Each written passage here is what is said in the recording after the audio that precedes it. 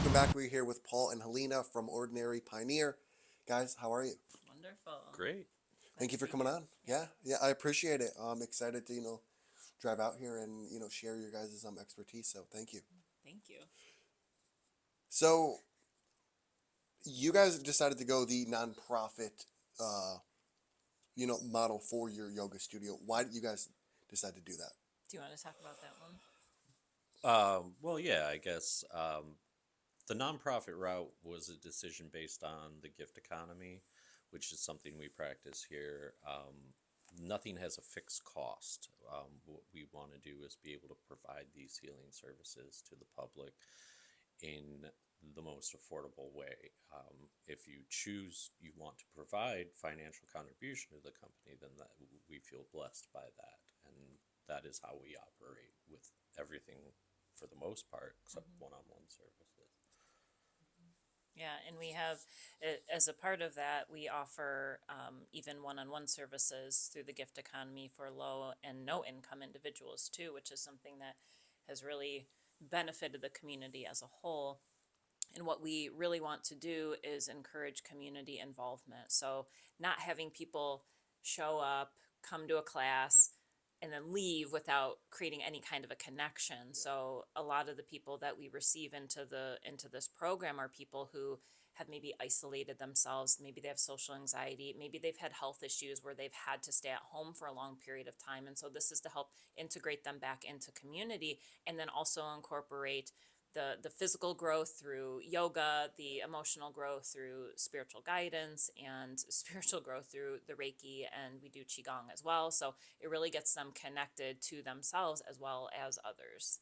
And for people that don't know, what is the gift economy? Yeah, so the gift economy was actually a movement that was initiated by a man named Charles Eisenstein. And this movement isn't just here, it is global. And what it does is it brings us back into community and interdependency. So you have resources, I have resources. Let's share those resources, whether that's financial, whether that's food, whether that's services. So that's something that we practice very heavily here. We have a community garden that we're working on now that the weather's getting warmer. And so we have people coming to help plant, and then people can come and receive the food that we grow here. So it really generates a strong knitted community versus the separation that we're used to having in society where we kind of go into our homes and we close the door and we kind of handle things ourselves. This starts to break that modality. And can you guys talk about what are some of the hidden benefits of yoga? Hmm. Spiritual connection. I would say yoga is Sanskrit word for to yoke, which binds us from the body, the human part of ourselves, to our spiritual energetic self. So if we are disconnected, maybe we don't know why we feel the way that we feel, we don't know why we make the choices that we make, yoga can more highly support that connection to understand ourselves as a whole being versus just kind of going about business without Blinders on to the blinders world. on, getting caught into routine, not really enjoying all of the wonderful things that have to offer through our life. Paul, did you want to add that? Well, not having the philosophical background of yoga, you asked about the hidden benefits, but for someone like me who never like post high school did any sort of like physical routine or things like that, yoga really brought me back to like feeling what my body was and how it actually felt over time as you age and you wake up one day and you're like, I have all these aches and pains. And it really kind of brought me back to, well, now I understand why I have these aches and pains. And it's been a great benefit to healing that part of myself. And that comes back to the blinders on thing too. We just ignore the fact that things are transpiring because they happen very subtly. And these are some things that you really want to have people focus on when they come in of like, hey, here are the aspects of your life that you may be avoiding. Like, is that like things like that you guys really want to focus on? Well, yeah, yeah. Beyond the yoga, in the spiritual mentorship, or I mean, we are a spiritual healing community. No matter what walk of life you come from, we we tend to draw people to the things they see as problems within themselves or flaws, but we don't want to recognize them as problems or flaws. We want to coach them through finding their path through those difficulties. Do you have more to say? Uh, to echo that, we dig into the meat of the problem here. We practice non-avoidance, so it's there's not a lot of fluff here. We challenge students to face their shadows, to face their darkness, because that's the only way that we can overcome. You know, if we have a lot of students that come here who are former addicts to various different substances, or are currently releasing substances from their life. And so this allows us to release all of these attachments, all these addictions, and replace it with something that is whole, that is wholesome, that only comes from the love that we carry inside of ourselves. And so what we want to see, however long, if somebody comes here for one day, we want them to experience that impact. If they are long time committed community members, you know, we want them to continue to grow in that message of loving the self first, because there's so many different distractions we have in our world that we can anchor into food or alcohol or romantic connection. But then when those elements go away, then we're left with ourself. So if we can get into the self first and heal the part of ourself that feels detached, then we can have more everlasting peace. You also mentioned avoidance, which I think is a huge part of our life Hmm. here in America. If there's someone that is struggling with, stepping away from their feelings, or they're struggling with not reacting to certain feelings, how would you kind of walk them through being able to sit and just feel their feelings while they live their life? Mm. Practicing meditation, and that's a huge part of what we do. We incorporate meditation into everything, because it's getting still and it's getting quiet, so we can hear those cycling negative messages that are coming into our minds that says, I'm not good enough, I'm lonely, I'm not valued. So when we're quiet, the initial reaction could be fear of, oh, this is all this darkness that's coming up. But when we can remember that we are love, that we are wholesome beings, and when we can realize that we're safe to let these messages come up, but not cling to them, not see them as truth, then we can begin to relax into the discomfort and separate ourselves from identifying with, oh, I am this person that, you know, maybe a parent told me that I was a long time ago, or maybe a former friend told me I was a long time ago. We get to actually experience who we are. Yeah, and I'd like to say, like, with the avoidance thing, we all kind of have this general programming that happens in society, and specifically in American society. I haven't traveled much outside of the United States, but where it just becomes normal. Like, we see the normalness of the repression of ourselves, or the normalness of the guilt to carry, or um, martyrdom can happen on a scale on a sitcom, from something as simple as sacrificing, you know, your breakfast for the sake of this, or sacrificing in a much larger scale depending on what you're watching. And we get used to that idea where we don't need to pay attention to ourselves. It's always about the other. And that's something I like to first put into the mind of a lot of students, and sometimes before we talk about meditation, is that these are all constructs that were fed to you, and you've agreed with them, and now we need to deconstruct that agreement. Why do you think balancing the masculine and feminine energy is so important?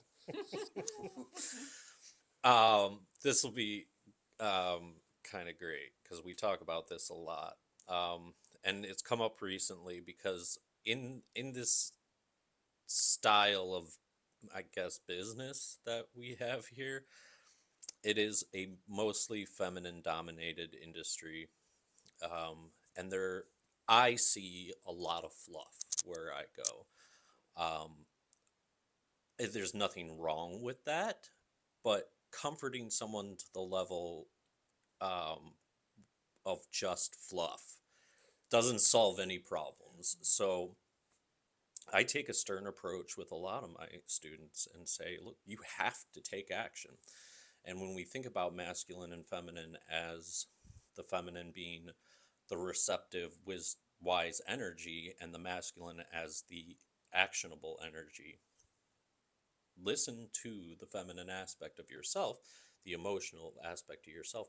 Don't react, but act based on what the feminine tells you is the truth.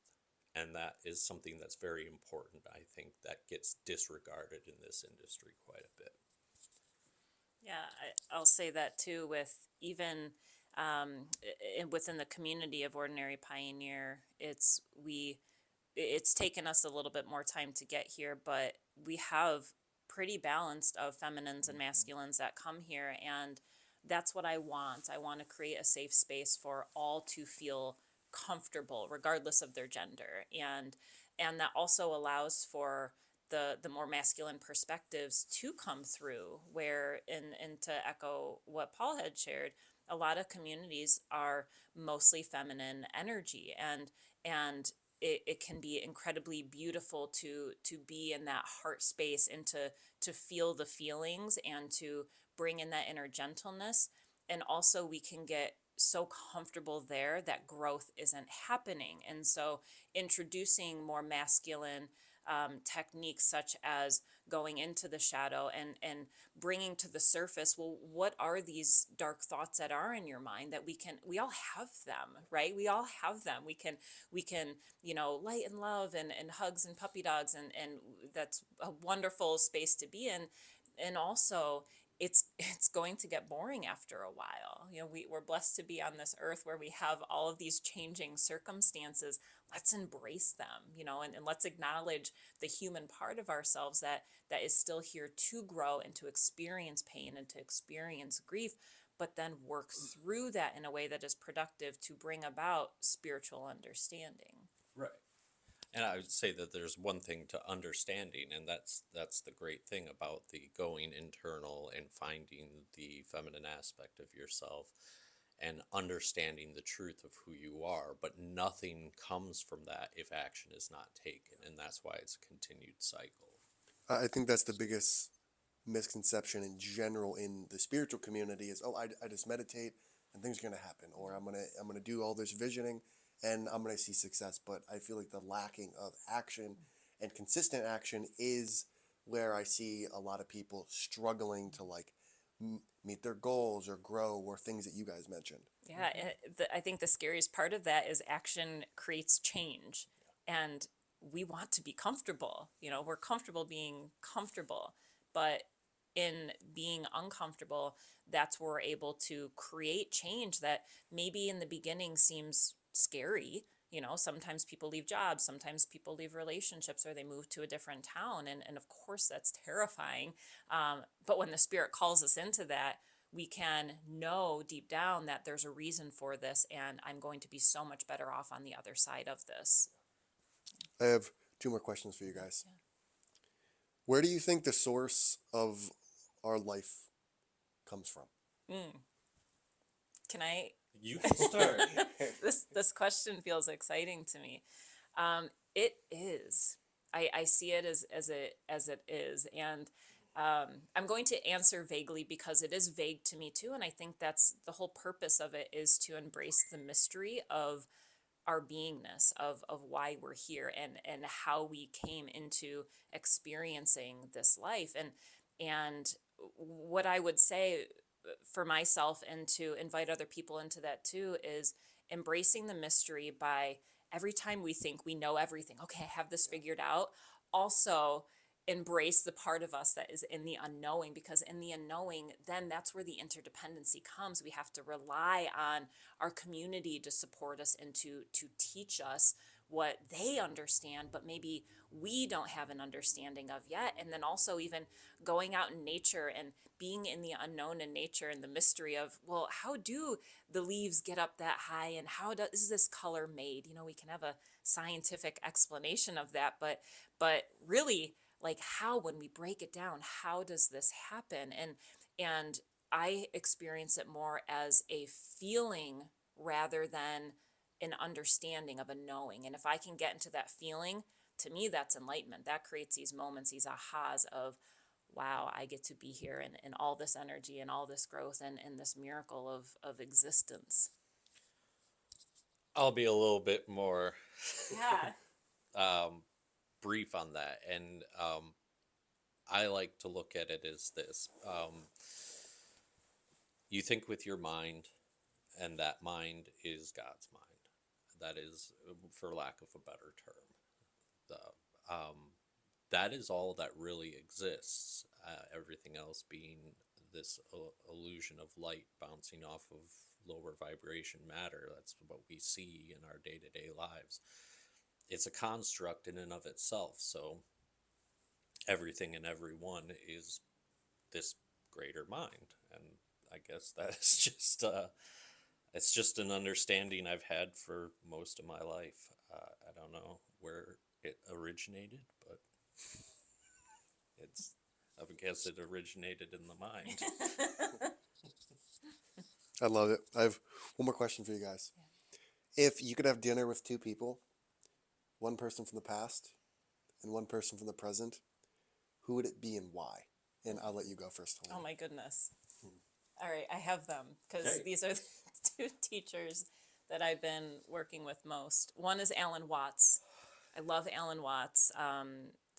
The simplicity is, I can feel what he's saying, and just what I was talking about with your question with life. I could feel the teachings, and even though I may not be able to intellectually understand them, I can experience them, and it feels like there's this higher knowledge that's being embedded within me. So Alan Watts, and then my newest teacher, Michael Singer. Yeah, we're the best friends. I've been listening to Michael Singer, and he wrote The Untethered Soul. If anybody hasn't read it, I highly recommend it.